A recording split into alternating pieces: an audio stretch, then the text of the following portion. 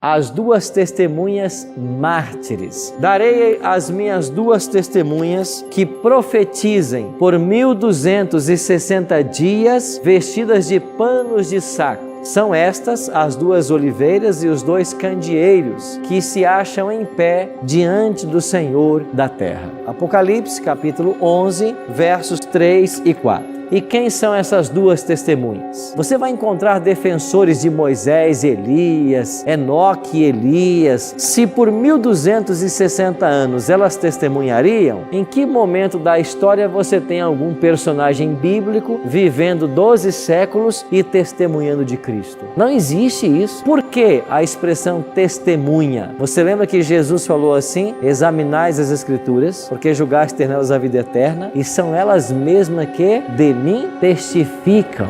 Ou seja, o próprio Cristo disse que as Escrituras testemunhavam dele, que essas duas testemunhas representam o Antigo e o Novo Testamento. E durante 1260 anos em que a Bíblia está sendo perseguida, período profético, 538 e vai até 1798, período em que o Papa dominaria, e quando os papas chegam ao domínio, eles vão pouco a pouco deixando o ensino bíblico de lado e impondo suas tradições, seus dogmas e seus costumes. É por isso que nesse período de domínio papal, as Escrituras, elas estão testemunhando, profetizando, vestidas de pano de saco. Capítulo 11, 3 e 4. É um período de dificuldade para a palavra de Deus. Como que a palavra foi preservada? Porque Deus sempre teve o seu povo fiel. E na Idade Média foi o povo valdense, um povo pacífico e temente a Deus. Estava o sul da França e norte da Itália. Antes que Lutero traduzisse a Bíblia para o alemão ou Wycliffe traduzisse para o inglês, o povo valdense já tinha a Bíblia todinha na sua própria língua materna. Mas a palavra de Deus foi miraculosamente preservada nesses 1260 anos. Capítulo 11, olha para o verso 7. Quando tiverem então concluído o testemunho que devem dar, a besta que surge do abismo pelejará contra elas e as vencerá e matará, e o seu cadáver ficará estirado na praça da grande cidade, que espiritualmente se chama Sodoma e Egito. Aqui diz que vai surgir uma besta do abismo. Ela surgiria para pelejar contra a palavra de Deus, e a profecia diz que ela venceria a palavra de Deus e chegaria até a matar a palavra de Deus. Mas assim como o Senhor da palavra esteve morto e ressuscitou, as suas testemunhas também ressuscitariam. Nós entendemos que essa profecia se cumpre na história da França. Verso 9. Contemplaram os cadáveres das duas testemunhas por 3 dias e meio, porque os 3 anos e meio que marcaram o reinado de terror da Revolução Francesa, eles cumprem essa especificação da profecia e chegaram ao ponto de declarar que Deus não existia e que a palavra deveria ser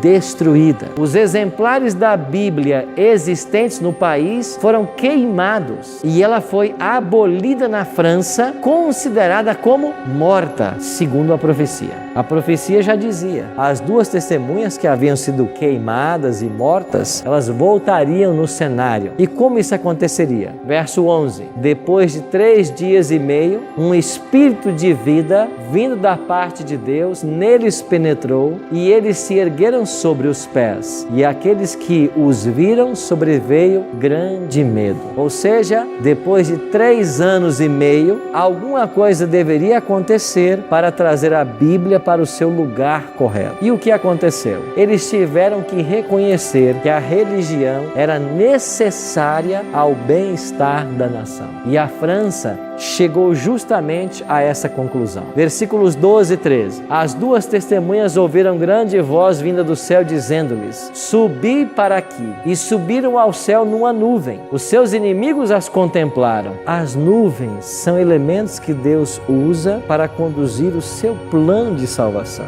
E essa exaltação tem a ver com a distribuição, com a circulação da Bíblia, que tornou-se notória a partir desse momento. Em 1804, 1994, a Bíblia havia sido impressa e distribuída em 15 línguas.